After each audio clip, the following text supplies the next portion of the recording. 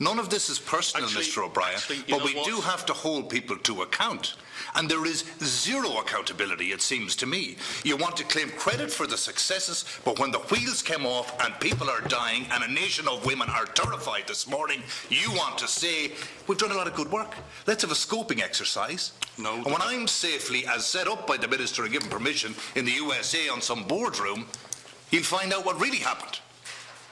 So for today and the here and now, and it is not personal, for today and the here and now, you're in charge of a $13 million euro budget, and the reality is we have had gross systemic failure. People are dying, and you are telling me that I am making these statements based on a false premise.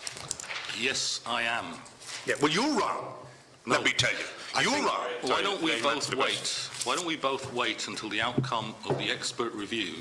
And then you can reflect and I can reflect. At the moment, you are causing hysteria. Mrs. Vic Wahuna on the radio this morning has not time to wait. She said she's too angry to worry about dying. And we're in here kicking a football around about, let's have an investigation, let's see what happened. Where is the accountability? Where is the accountability? As I said to you, when you enter the commercial world in a few months' time, or in a few weeks' time, whenever that may be, you wouldn't last 20 minutes, and you know it. Deputy MacSharry, I could not disagree with you more. Well, clearly. You are absolutely failing to take account of the reality of population-based screening. Perhaps it would be helpful. You're saying that Mrs. Vic Wahuna, her situation, Miss Phelan's situation, is within the acceptable